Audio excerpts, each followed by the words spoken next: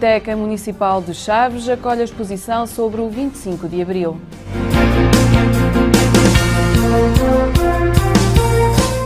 Desportivo de Chaves defronta o Beira-Mar à 37ª jornada.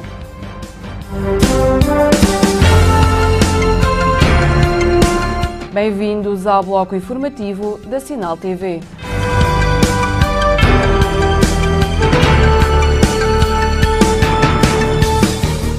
Nuno Vaz, líder do Partido Socialista de Chaves, acusou em conferência de imprensa o Executivo Municipal de não defender o Conselho das agressões do Poder Central.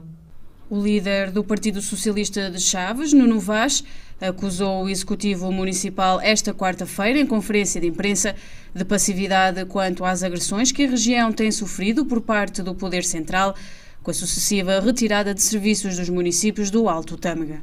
Achamos que estamos numa situação em que existem um conjunto de agressões àquilo que são os legítimos interesses das populações locais, que nós gostaríamos de assinalar e queríamos pôr aqui de alguma forma em destaque.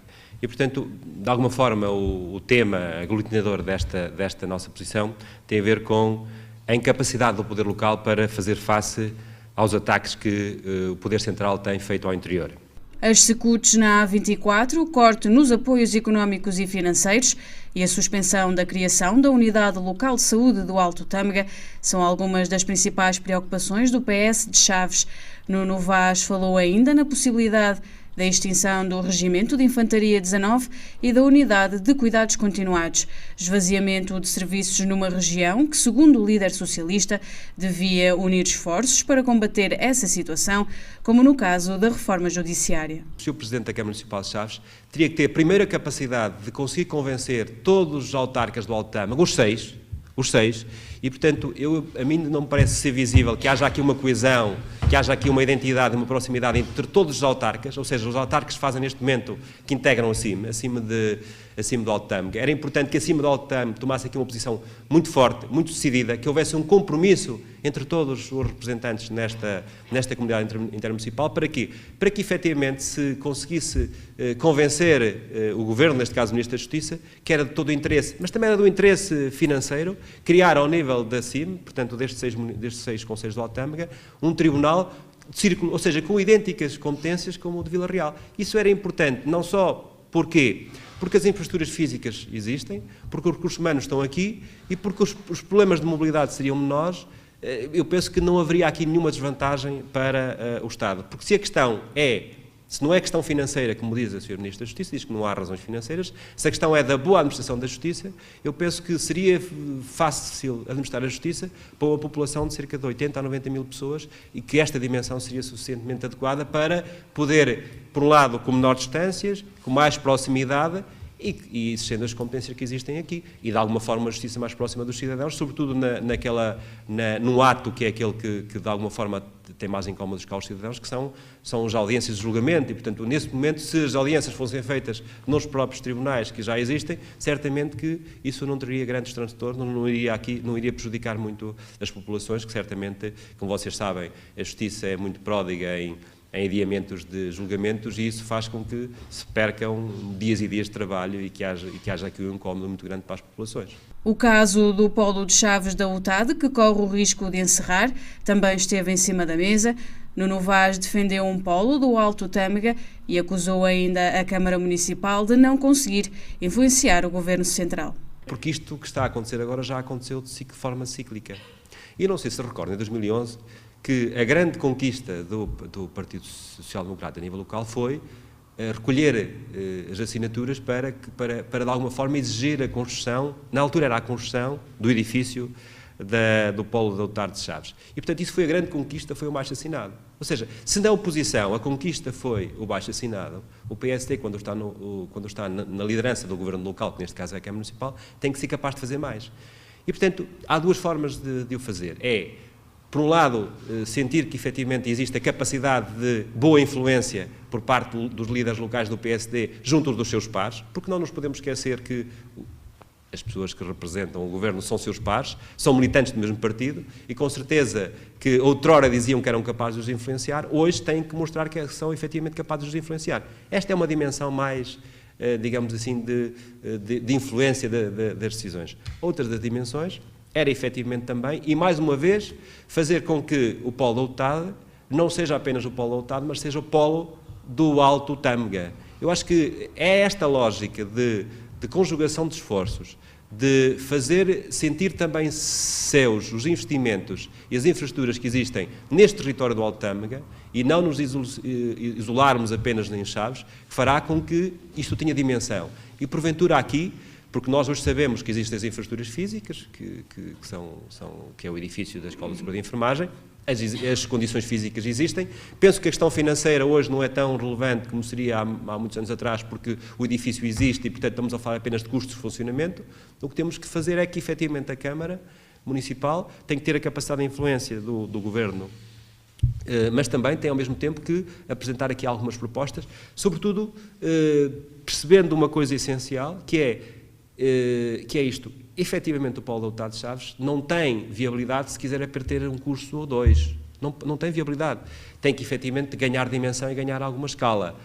E, para isso, era importante que, efetivamente, essas parcerias, essa rede de parcerias com outras universidades, sejam, sobretudo, também em pós-licenciaturas, também, mas não só, porque é importante que tivesse também cursos de licenciatura aqui em Chaves, ligadas ao turismo, à saúde. Isso é fundamental. Eu acho que é importante que não nos resignemos, que não nos deixemos abater por estas decisões de centralismo. Para Nuno Vaz é emergente estancar o esvaziamento da região e criar políticas de fixação da população. Nós temos de ter políticas de fixação da população. Isto é o mais importante, essa é a principal missão das autarquias locais, é a fixação das suas populações, porque depois de conseguirem fazer esta sangria, porque neste momento é preciso os bater e acabar e suster esse êxodo, a seguir sim fazer as políticas de inversão, que é de aumento da população. Mas primeiro é preciso estancar este êxodo, porque neste momento o que se assiste é uma debandada. E quando nós assistimos a uma debandada, isto é perigosíssimo.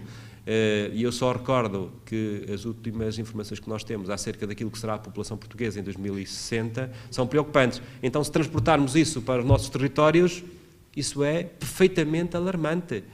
E isto é suicida. Eu acho que nós temos de ter a noção que há decisões hoje cujos efeitos só vão ser visíveis daqui a 10, 20 anos. O PS de Chaves defende ainda a união dos 6 municípios do Alto Tâmega com uma maior liderança. O que nós temos que criar naturalmente, temos que criar aqui uma sub-região que seja verdadeiramente, que tenha aqui verdadeiramente uma sinergias, que participe, que veja isto como um conjunto, em todos os domínios, na saúde, na justiça, na educação, na partilha de infraestruturas, isso é fundamental, mas depois é preciso que esta lógica efetivamente seja materializada no dia-a-dia. Isso só se consegue havendo liderança. Ou seja, a comunidade está. Tem que haver verdadeiramente liderança. E essa liderança é cada vez mais essencial, é cada vez mais fundamental. E se é verdade que Chaves tem entretido muito na questão da Eurocidade, eu acho que a Eurocidade é só para entreter. Se de facto a Eurocidade é para ser uma mais-valia, então é importante que esta Eurocidade agregue todos os concelhos do Alto Tâmega, só faz assim sentido, e ao mesmo tempo possa ganhar escala e dimensão na Galiza. Ou seja, não podemos apenas construir uma cidade com Chaves e Verim. Isso não tem dimensão, não tem escala, não acrescenta muito, provavelmente só acrescenta porventura na área da utilização de alguns equipamentos públicos e pouco mais, e de alguns eventos culturais, porque verdadeiramente em termos daquilo que é fundamental, que é criar aqui uma escala, uma dimensão e que possa ser potenciadora de sinergias e que possa criar aqui um novo espaço territorial em que o desenvolvimento é feito de forma harmoniosa, não acredito que isso possa ser feito à escala de Chaves-Verim. Tem que certamente ser alargada a todos os concelhos do Alto Tâmega e ao mesmo tempo também alargada, porventura, a outros concelhos da Galiza e se calhar porventura Ourense, provavelmente dando-lhe escala e dimensão, porque só assim é que terá efetivamente terá utilidade e não será meramente um sonho ou uma ilusão. Para o partido da oposição, a perda de mais serviços na região é uma preocupação permanente, visto que as políticas do Poder Central estão a provocar o esvaziamento do interior. A Comissão Popular Flaviense, do 40º aniversário do 25 de Abril, já deu início às comemorações com diversas atividades que decorrem ao longo de todo o mês. A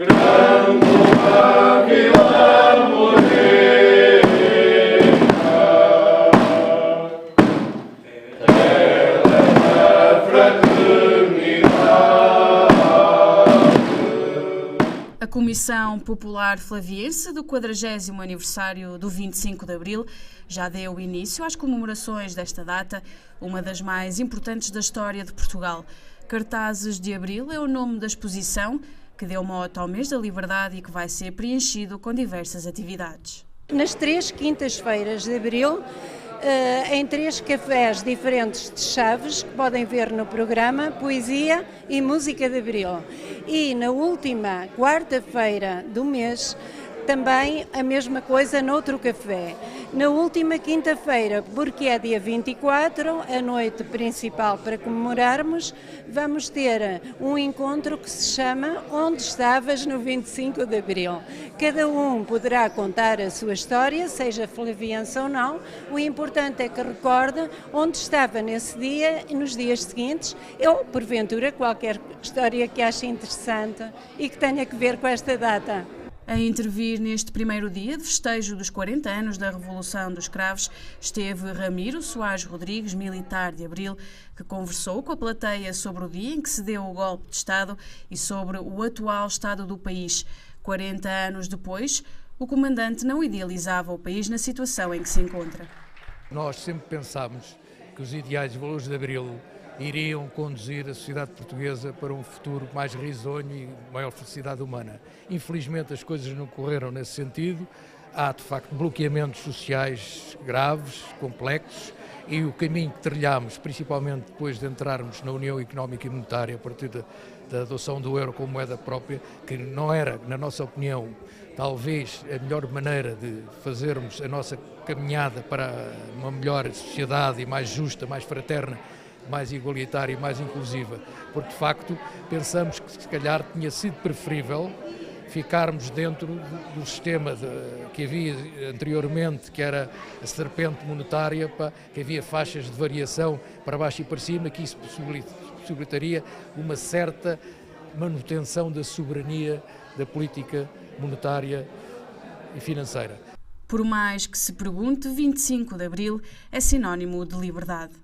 O 25 de Abril para mim, e julgo para muitos camaradas meus, amadureceu através da consciência da necessidade imperiosa de libertar uma sociedade que estava anquilosada, que estava subjugada, não tinha liberdades. As mulheres, principalmente, eram de facto uma coisa perfeitamente, diria, quase que do século anterior, do século XIX, e de facto o acabar com a guerra, porque nós pretendíamos ter democracia, haver liberdade de expressão, liberdade de reunião, das pessoas decidirem do seu futuro, discutindo de acordo com as suas crenças, com as suas doutrinas, com as suas apetências ideológicas, e isso só era possível acabando com a guerra, porque nenhum país em guerra tem democracia, nem é possível com uma guerra. A democracia, assim como hoje pensamos que a manutenção da dívida, tal como está, e com este tipo de políticas que nos são impostas, não leva à possibilidade de manter uma democracia por muito mais tempo. Há que ter cuidado com isso. Para mim, o 25 de Abril foi a liberdade que nos permite hoje, passados 40 anos, lutar e infelizmente lutar como nunca pensámos que iríamos lutar passados 40 anos, porque os valores de Abril estão a ser postos em causa e nós, que somos a geração de Abril, temos obrigação de não deixar que eles acabem, porque vemos com muita preocupação os nossos filhos, a geração seguinte, e teremos que fazer jus ao 25 de Abril e a todo o Abril em que fomos criadas. Outra questão que se coloca, onde estava no 25 de Abril? Primeiro, eu não estava em Chaves, que é a minha cidade natal, que gosto muito, mas estava em Lisboa porque estava lá a estudar. Posso lhe dizer que ia para uma aula de atletismo e que o chofer não descolava com a carrinha para o Estádio Nacional porque estava à espera dos colegas de Lisboa. E quando entra uma colega de Lisboa diz assim, há uma revolução. Ela está maluca, como é que há uma revolução? Nós ficámos todos admirados e ela disse, sim senhora, porque até estava um militar com uma espingarda que me disse assim, simpática, vai um tirinho. Perante esta resposta nós desatámos a rir e não acreditámos que houvesse revolução. Claro que logo em seguida outros testemunharam que sim e percebemos que estávamos numa revolução e que os militares estavam numa de, simpática, vai um tirinho, o que queria dizer que estavam numa boa onda com o povo. Pelas paredes da sala da biblioteca é contada a história daqueles que fizeram parte do dia em que o povo saiu à rua em luta pela sua liberdade. A exposição Cartazes de Abril, que retrata as comemorações do 25 de Abril ao longo do tempo, foi cedida pela Associação 25 de Abril e estará patente até ao final do mês. Terra da fraternidade.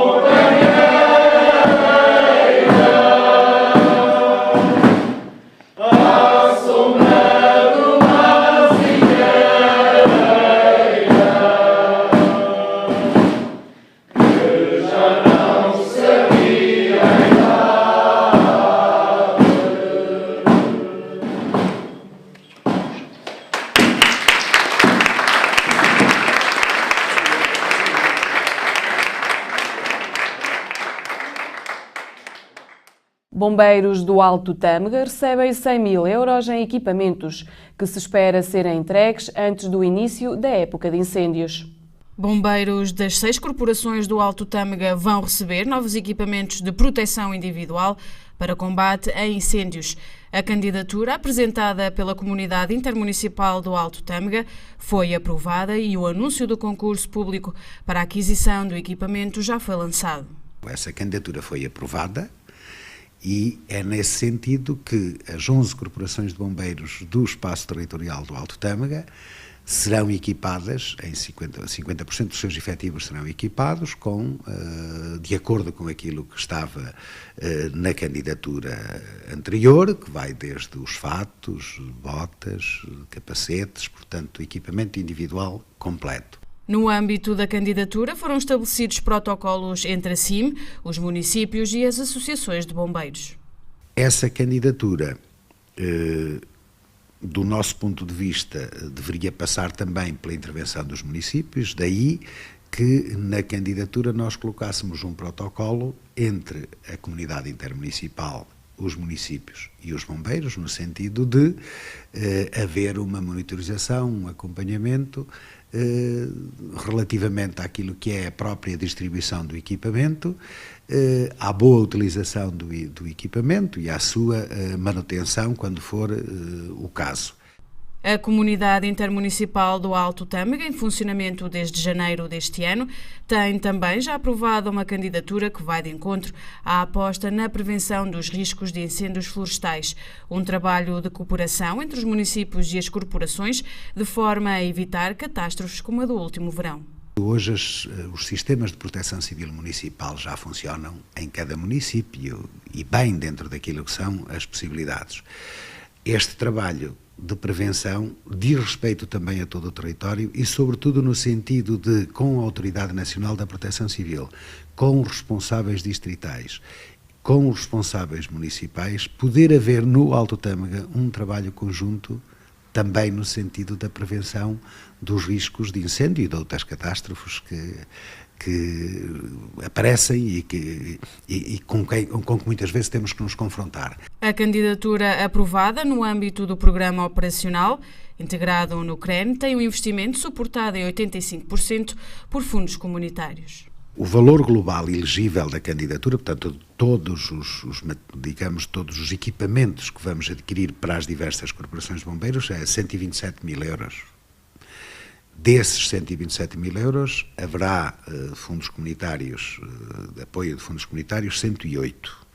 O restante será dividido em 50% a própria CIM colocará dos seus recursos esse valor e a Autoridade Nacional da Proteção Civil que colocará os restantes 50%. Portanto, é aqui uma parceria em que a Autoridade Nacional da Proteção Civil também tem aqui uma participação, sendo que o grosso são fundos comunitários e recursos internos à própria CIM.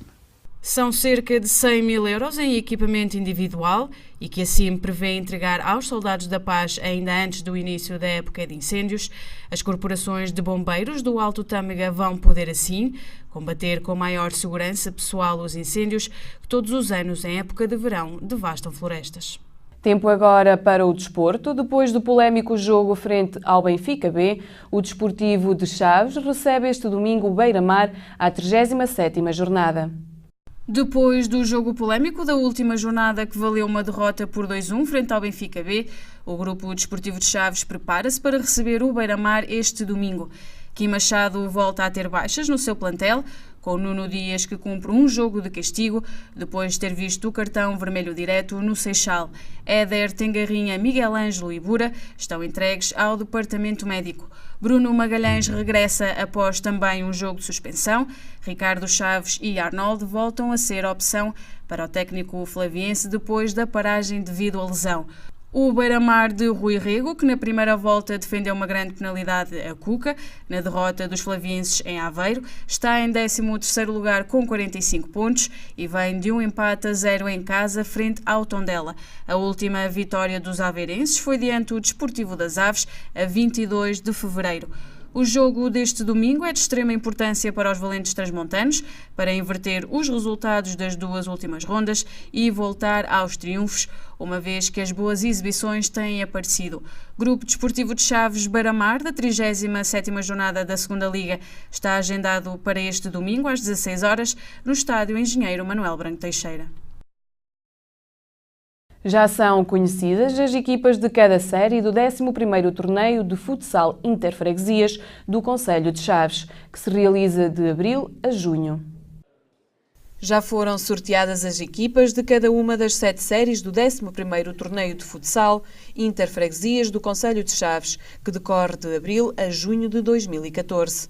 Este ano estarão representadas 29 das 39 freguesias do Concelho Flaviense, número superior ao da edição anterior. Dentro daquilo que é a agenda desportiva, nomeadamente desportiva, porque é disso que está em causa anual, o torneio interfreguesias assume aqui uma importância grande. E assume uma importância grande na medida em que é uma prova desportiva em que envolve as pessoas e os cidadãos do Concelho.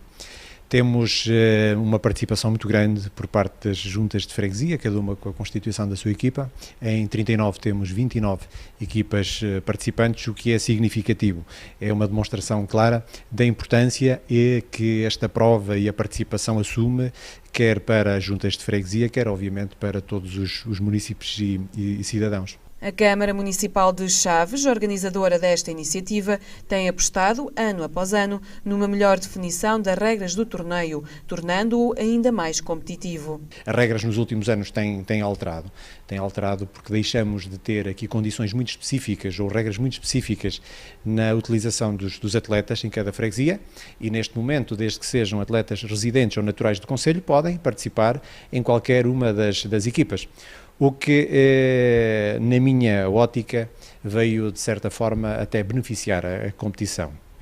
Há quem não entenda assim, mas eu entendo porque com regras muito claras, muito objetivas, muito restritivas, aliás, que era esse o termo que eu queria utilizar, beneficiaria sempre aquelas freguesias de maior população, que têm uma capacidade de escolha muito maior. Assim sendo, conseguimos fazer com que as equipas sejam muito mais equilibradas, o que beneficia o aspecto competitivo, porque, como digo, o aspecto festa está sempre garantido.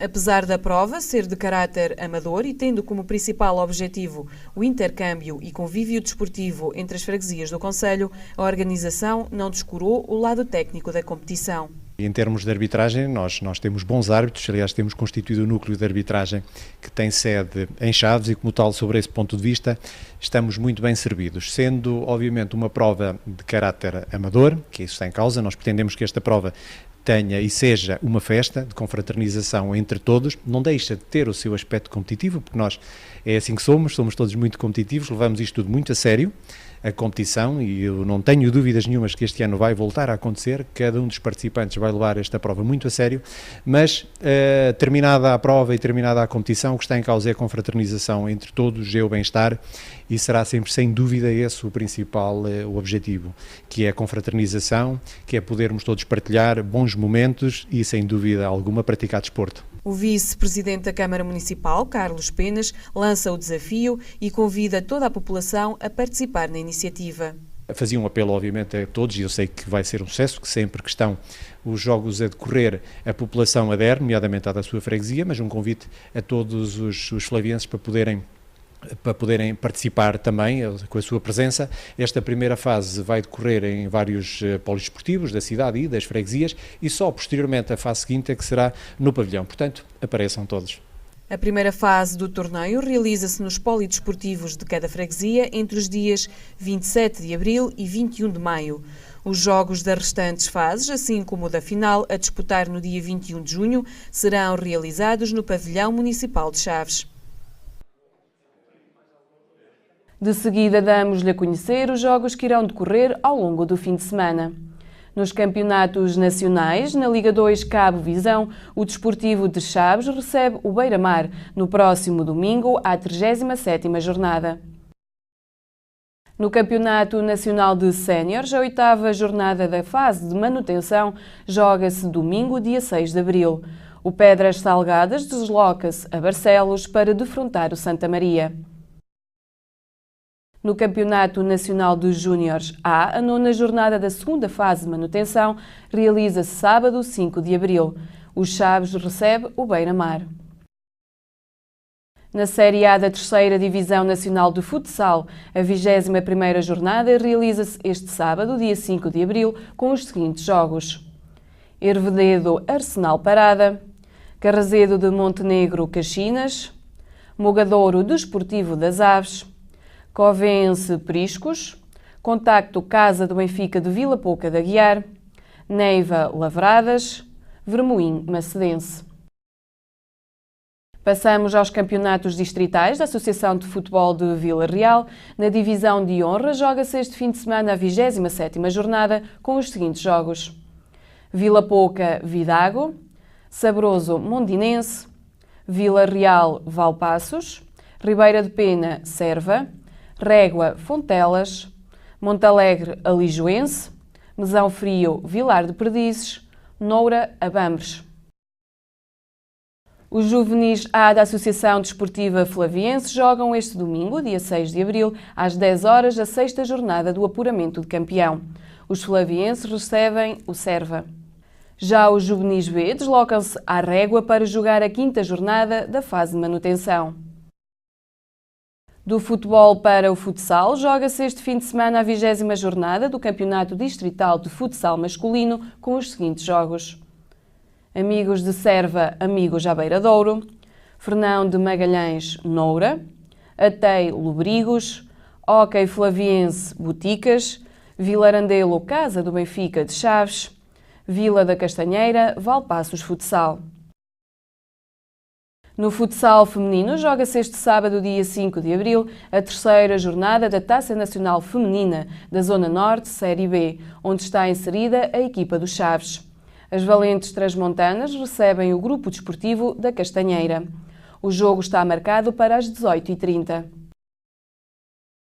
Passamos agora aos destaques da agenda cultural. Sexta-feira, dia 4 de abril, pelas 21h30, sobe ao palco do Cine Teatro Bento Martins a peça de teatro Sonho de uma Noite de Verão, com encenação de Manuela Rainho. Também na sexta-feira, às 21h30, o auditório do Centro Cultural de Chaves recebe o Festival de Tunas Mistas Aqua Flávia, iniciativa organizada pela Tuna Universitária de Chaves. Domingo, dia 6 de abril, realiza-se a 4ª Rota BTT, Casa do Pessoal do Hospital de Chaves. A concentração é às 7h30, junto ao hospital. Obrigada por nos ter acompanhado. Continue connosco aqui na Sinal TV.